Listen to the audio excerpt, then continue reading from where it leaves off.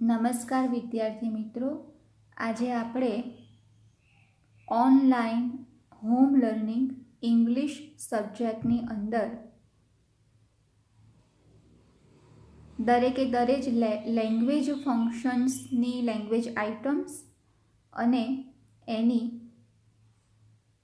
પરિચયાત્મક માહિતી પ્રાપ્ત કરીશું, જેથી કરીને તમને કોઈ પણ વાક્યમાં MCQs પૂછાય કે ફંક્શન ઓળખવાનું પૂછાય તો તમે લેંગ્વેજ આઇટમ અને ફંક્શનના અર્થની મદદથી વાક્યને ઓળખી શકો.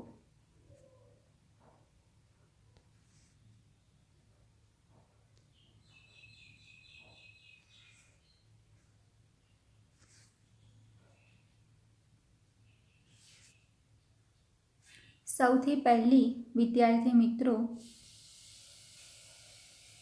લેંગ્વેજ ફંક્શનનું નામ છે expressing condition in the past. જેમાં તમે જોઈ શકો છો કે એક્સપ્રેસિંગ કન્ડિશન ઇન ધ પાસ્ટનો અર્થ શું થાય છે. જ્યારે ભૂતકાળની કોઈ બાબતની શરત દર્શાવવાની હોય ત્યારે કન્ડિશન ઇન ધ પાસ્ટનો ઉપયોગ થાય છે. આ માટે ઇફ અથવા હેડ અથવા અનલેસનો ઉપયોગ થાય છે. ઇફ એ ક્લોઝ અને મેઇન ક્લોઝ, તો if Kajal had run faster she would have won the race, અથવા she could have won the race, અથવા she might have won the race. એનો અર્થ એવો થયો કે expressing condition in the past હોય તો ઇફથી વાક્યની શરૂઆત થાય અથવા હેડ અનલેસથી, ત્યારબાદ સર્વનામ આવે એટલે કે કર્તા, પછી વુડ, કુડ અથવા માઇટ પ્લસ હેવ પ્લસ ક્રિયાપદનું ભૂત કૃદંત. એને કહીશું આપણે expressing condition in the past. એક ઉદાહરણ સમજીએ. અહીંયા આપણે આપેલું છે, Emma how was your vacation tour. એનો જવાબ આપે છે Monica, well if I had not rain a lot if it had not rain a lot we would have enjoyed a lot. Ima, if you had gone 1 week earlier, you would have had a better atmosphere. અહીંયા વિદ્યાર્થી મિત્રો, ઈમા અને Monica વચ્ચે જે પણ કંઈ વાતચીત થાય છે એમાં આપણે જોઈશું કે તારી વેકેશન ટૂર કેવી રહી. તો મોનિકા કહે છે કે જો વરસાદ ના પડ્યો હોત ખૂબ જ, તો અમે ખૂબ જ એન્જોય કર્યું હોત. જો અને તો વાળું વાક્ય સંભાવના દર્શાવે છે. જો એક અઠવાડિયા પહેલાં તું ગઈ હોત તો તને વધારે સારું વાતાવરણ મળ્યું હોત. તો સંભાવના દર્શાવે છે. તો આ રીતે જ્યારે સંભાવના હોય તો જો અને તો વાળું વાક્ય તો આપણે એને કહીશું કન્ડિશન ઇન ધ પાસ્ટ. ત્યાર પછી આવે છે વિદ્યાર્થી મિત્રો, જે ફંક્શન જે છે ફંક્શનનું નામ છે expressing condition. There are 3 types of degrees. એના માટે 3 પ્રકારની કમ્પેરિઝનવાળી ડિગ્રીનો ઉપયોગ કરીએ છીએ. પોઝિટિવ ડિગ્રી, કમ્પેરેટિવ ડિગ્રી અને સુપરલેટિવ ડિગ્રી. અહીંયા આપણે એક્ઝામ્પલ્સ લઈએ. Suhana is as clever as Antara. 2 people are compared. Sohana એ અંતરા જેટલી જ હોશિયાર છે. સેકન્ડ વાક્ય, Sohana is taller than Antara. Sohana એ અંતરા કરતાં ઊંચી છે. તો 2 પીપલ આર કમ્પેર્ડ. અહીંયા પણ 2 વ્યક્તિઓ વચ્ચે સરખામણી કરેલી છે. Sohana is the smartest girl in the classroom. 1 person is compared with the group. એક વ્યક્તિની તુલના સમૂહ સાથે કરવામાં આવી છે કે સોહાના એ સમગ્ર વર્ગમાં સૌથી વધુ સ્માર્ટ છોકરી છે. તો સોહાના અને અંતરા 2 છોકરીઓ વચ્ચે જે સરખામણી કરવામાં આવી છે તે સરખામણીના આધારે આપણે અહીંયા એક્સપ્રેસિંગ કમ્પેરિઝન નામનું ફંક્શન બને છે. તો એક્સપ્રેસિંગ કમ્પેરિઝનની અંદર પોઝિટિવ, કમ્પેરેટિવ, સુપરલેટિવ 3 ડિગ્રીનો ઉપયોગ થાય એટલું જ નહીં, પરંતુ એનો અર્થ બે વ્યક્તિ અથવા બે વસ્તુ વચ્ચેની સરખામણી અથવા તો એક વ્યક્તિની સમૂહ સાથેની સરખામણી માટે તેનો ઉપયોગ થાય છે. ફરીથી એક ઉદાહરણ આપણે સમજીએ. અહીંયા બે આપણને બોયસ ઊભેલા દેખાય છે. એક છે ટોલ અને એક છે short. Karan is taller than Tarun. Karan જે છે એ તરુણ કરતાં ઊંચો છે. Tarun is shorter than Karan. Tarun જે છે એ કરણ કરતાં નીચો છે. બરાબર. તો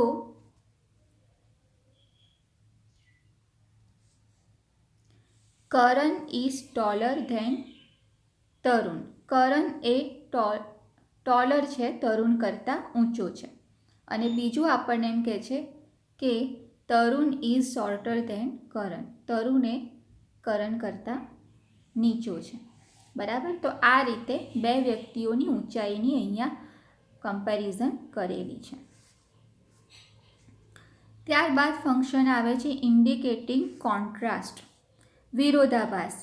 જ્યારે બે વ્યક્તિને બે વિરોધી બાબતોને એક જ વિધાનમાં રજૂ કરવાની હોય ત્યારે ઇન્ડિકેટિંગ કોન્ટ્રાસ્ટ વપરાય છે. Though, although, even, if, even though, but, yet, still, however, as, in spite of, despite વગેરેનો તેમાં ઉપયોગ થાય છે. ઉદાહરણ અહીંયા આપણને આપેલા છે, એ સમજી લઈએ. Though Mohanbhai is very rich, he is a miser. Mohanbhai ખૂબ જ ધનિક છે છતાં પણ કંજૂસ છે. વિરોધાભાસ. Although Mohanbhai is very rich, he is a miser. એનો અર્થ એ થયો કે મોહનભાઈ ધનિક છે છતાં પણ તે કંજૂસ છે. Even if Mohanbhai is very rich, he is a miser. Even though Mohanbhai is very rich, he is a miser. ધનિક હોવું અને કંજૂસ હોવું બે જે ગુણ છે એ બાબતો વચ્ચે વિરોધાભાસ છે અને એના માટે અહીંયા આપણને ધો, ઓલ્ધો, ઇવન, ઇફ, ઇવન ધો જે ડાર્ક બ્લેક કલરમાં દેખાય છે એ લેંગ્વેજ આઇટમ્સ છે જેનો ઉપયોગ ઇન્ડિકેટિંગ કોન્ટ્રાસ્ટ દર્શાવવા માટે થાય છે. ત્યારબાદનું ફંક્શન છે ઓફરિંગ સજેશન, સલાહ આપવી. એના માટે વિદ્યાર્થી મિત્રો શુડનો ઉપયોગ થાય છે અને શુડ પ્લસ ઇન્ફિનેટિવ અથવા શુડ નોટ પ્લસ ઇન્ફિનેટિવ એટલે કે ક્રિયાપદનું મૂળ રૂપ. અહીંયા ઉદાહરણ આપણે સમજીએ કે your result is not very good, you should work hard. તારું પરિણામ ખૂબ સારું નથી, તારે વધારે મહેનત કરવી જોઈએ. તો ઉદાહરણમાં તમે જોઈ શકો છો અહીંયા વિદ્યાર્થી મિત્રો કે શુડ અને વર્ક, આ વર્ક ક્રિયાપદનું મૂળ રૂપ છે. ત્યારબાદ છે you should not waste your time. એમાં પણ નોટ પછી વેસ્ટ ક્રિયાપદનું મૂળ રૂપ છે. ઓટ ટુનો ઉપયોગ પણ ઓફરિંગ એડવાઇસ અથવા સજેશન માટે થાય છે. તો ઓટ ટુ વત્તા ક્રિયાપદનું મૂળ રૂપ એ આપણે અહીંયા જોઈ શકીએ છીએ કે ઓટ ટુ વત્તા ક્રિયાપદનું મૂળ રૂપ ઓટ ટુ રીડ અને ઓટ ટુ ટોક. બરાબર. તો ઓટ ટુ રીડ અને ઓટ નોટ ટુ ટોક એ ક્રિયાપદનું મૂળ રૂપ છે. તો ઓટ ટુ પછી ક્રિયાપદનું મૂળ રૂપ આવે એટલે આપણે સમજવાનું કે કયું ફંક્શન બનશે, ઓફરિંગ એડવાઇસ અથવા તો સજેશન. ઓટ નોટ ટુ અને ઓટ ટુ રીડ. બરાબર. ત્યારબાદ છે હેડ બેટર. તો અહીંયા તમે જોઈ શકો છો હેડ બેટર અથવા હેડ બેટર નોટ પછી ઇન્ફિનેટિવ V1 એટલે કે ક્રિયાપદનું મૂળ રૂપ. ઉદાહરણ આપેલું છે Ajay is very fat, he had better do regular exercise. તો ડુ ક્રિયાપદનું મૂળ રૂપ.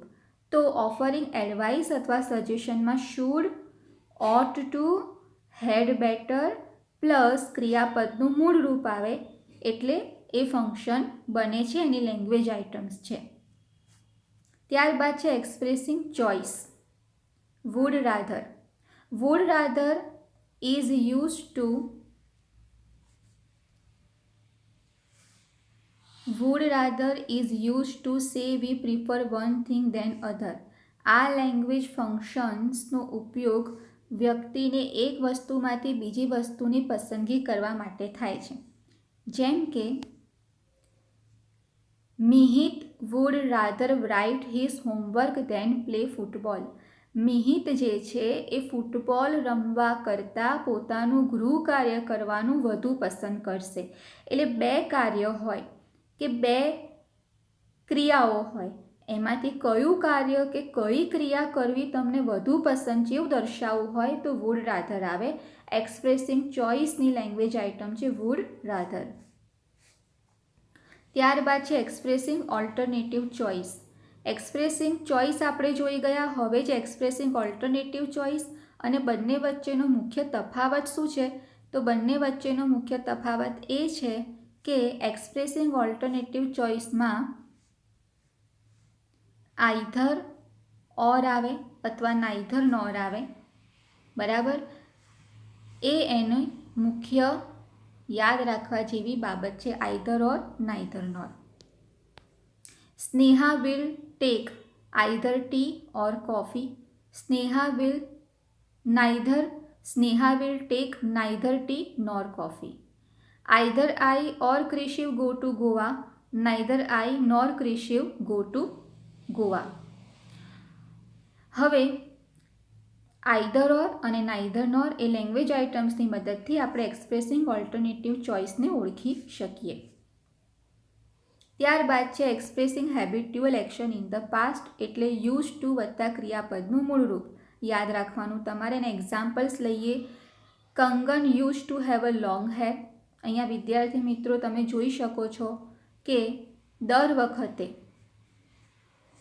યુઝ ટુ પછી ક્રિયાપદનું મૂળરૂપ છે. They use to live in Mehsana. બરાબર. Use to eat, use to go, use to play.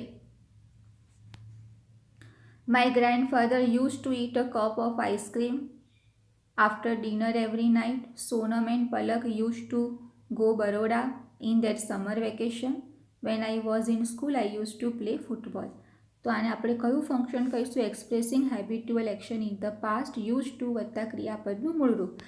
આ ફંક્શન શું દર્શાવે છે? ભૂતકાળની ટેવ, આદતનું વર્ણન કરે છે. Expressing purpose.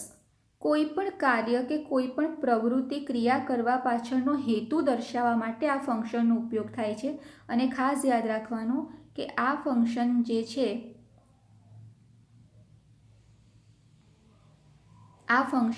છે એના માટે જે કન્જક્શન્સ એટલે કે જે ઉપયોગ કરવામાં આવે છે, બરાબર,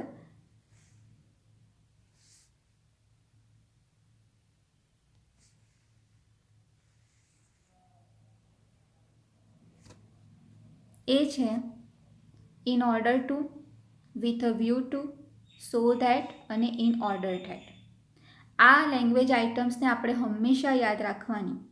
ઇન ઓર્ડર ટુ વત્તા ક્રિયાપદનું મૂળરૂપ, વિથ અ વ્યૂ ટુ વત્તા ક્રિયાપદનું મૂળરૂપ, અને વિથ અ વ્યૂ ટુ વત્તા ક્રિયાપદને આઈએનજી પ્રત્યે લાગશે. સો ધેટ અને in order that. In order to વત્તા ક્રિયાપદનું મૂળરૂપ અને વિથ અ વ્યૂ ટુ વત્તા ક્રિયાપદને આઈએનજી પ્રત્યે લાગશે. એક્સપ્રેસિંગ પર્પઝના લેંગ્વેજ આઇટમ્સ છે આ. અને આ ફંક્શન જે છે એનો ઉપયોગ કોઈ પણ કાર્ય, પ્રવૃત્તિ કે ક્રિયાનો હેતુ દર્શાવે છે. ત્યારબાદ છે એક્સપ્રેસિંગ રિઝલ્ટ, અને એની આપણે અહીંયા લેંગ્વેજ આઇટમ્સ જે છે એ મૂકેલી જ છે, તમે જોઈ શકો છો. ટુ, ઇનફ, સો ધેટ અને સચ ધેટ. હવે આપણે એને સમજીએ. ચિત્રમાં દેખાય છે આપણને, the coffee is too hot to drink it. Coffee એટલી બધી ગરમ છે કે તેને પી શકાય તેમ નથી. My grandfather is so old that he can not walk fast. મારા ગ્રેન્ડફાધર એટલા બધા ઘરડા છે, વૃદ્ધ છે કે તે યોગ્ય રીતે ચાલી શકતા નથી. Expressing result. એનો keywords to plus to, enough to, so that, એમાં સો ધેટ ભેગું આવે, અને સચ ધેટ પણ સો ધેટ ભેગું ના આવે, અલગ આવે, અને સચ ધેટ. બરાબર. તો આ રીતે એ એના લેંગ્વેજ આઇટમ્સ છે.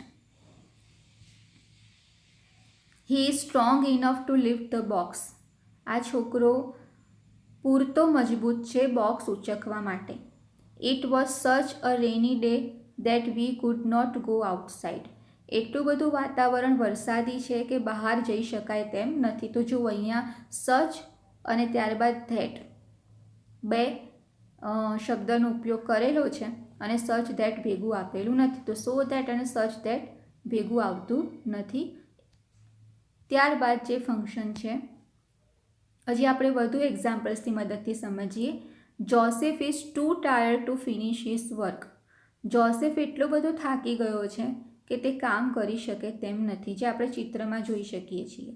The girl is so short that she can not play the basketball. છોકરીઓ એટલી બધી ઊંચાઈમાં નીચી છે કે તેઓ બાસ્કેટબોલ રમી શકતી નથી. તો જો સો અને ધેટ અલગ આપેલું છે, એટલે કે સો અને ધેટની વચ્ચે શોર્ટ વિશેષણ આવે છે. It was such a heavy box that I could not lift it. આ બોક્સ એટલું બધું હેવી છે કે હું તેને ઉચકી શકતો નથી. મેકિંગ સપોઝિશન એઝ ઇફ વત્તા were. She behaves as if she were a rich main.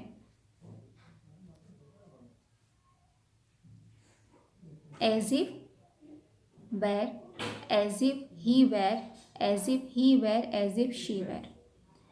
She behaves as if she were a rich woman. તે એવું વર્તન કરે છે જાણે કે તે ખૂબ ધનિક હોય. He behaves as if he were my boss. તેવું વર્તન કરે છે જાણે કે તે મારો બોસ હોય. Malhar acts as if he were a hero. Malhar એવી રીતે વર્તન કરે છે જાણે કે તે હીરો હોય. અને ઇલિસા ડાન્સ એઝ ઇફ શી વેર આલિયા ભટ્ટ. ઇલિઝા એવી રીતે ડાન્સ કરે છે જાણે કે તે આલિયા ભટ્ટ હોય. અહીંયા આપણે જોઈએ છે કર્તા વત્તા ક્રિયાપદ વત્તા એઝ ઇફ. એઝ ઇફ પછી ફરીથી કર્તા પ્લસ વેર અને બીજા નામકન્ય શબ્દો આવે એટલે થાય મેકિંગ સપોઝિશન નામનું ફંક્શન.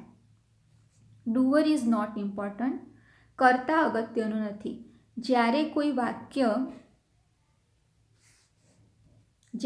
વાક્ય રજૂ કરતી વખતે તે વાક્યમાં કર્તા દર્શાવવો જરૂરી ન હોય ત્યારે રચનાનો ઉપયોગ થાય છે. આ પ્રકારના વાક્યોમાં પેસિવ વોઇસ વાક્ય રચનાનો ઉપયોગ થાય છે. જે પેસિવ વોઇસ તમે અગાઉ ભણી ચૂક્યા છો. આપણે એક એક્ઝામ્પલ્સની મદદથી સમજીએ. Garba is a popular folk dance of Gujarat. Garba એ ગુજરાતનું લોકનૃત્ય છે પ્રખ્યાત. Garba is played during Navratri. Garba નવરાત્રિમાં રમવામાં આવે છે. Traditional dresses are worn. એના માટે ટ્રેડિશનલ ડ્રેસ પહેરવામાં આવે છે. We celebrate it with great joy. અને આપણે બધા એને આનંદપૂર્વક ઉજવણી કરીએ છીએ. હવે આમાં ક્યાંય કોઈ પણ જગ્યાએ દરેક વાક્ય જે છે એમાં પેસિવ વોઇસ છે અને એમાં કર્તા નથી આપેલો. ડુઅર ઇઝ નોટ ઇમ્પોર્ટન્ટ એટલે કે કર્તાનું મહત્ત્વ નથી. એ પ્રકારના વાક્યો કે જેમાં કર્તા આપેલો ન હોય, કર્તાનું મહત્ત્વ ન હોય, ત્યારે તે બને છે doer is not important. Talking about people, place, thing in relation to something. જ્યારે કોઈ વ્યક્તિ, કોઈ સ્થળ કે કોઈ વસ્તુને કોઈ ચોક્કસ બાબત સાથેના સંબંધ સાથે રજૂ કરવાના હોય ત્યારે લેંગ્વેજ ફંક્શનનો ઉપયોગ થાય છે. એની લેંગ્વેજ આઇટમ્સ આ પ્રમાણે છે: such as, same as, almost the same, like, alike, unlike, similar to, differs અને ડિફર્સ ફ્રોમ. તો વિદ્યાર્થી મિત્રો, આજે આપણે આ બધા જ ફંક્શન્સ જે છે એ ફંક્શન્સનો આપણે પરિચય પ્રાપ્ત કર્યો, એને સમજ્યા અને આપણે એની લેંગ્વેજ આઇટમ્સ જે છે તે ઓળખી. હવે એની મદદથી વિદ્યાર્થી મિત્રો તમારે આગળના વિડીયો જોઈને MCQs સોલ્વ કરવાના રહેશે.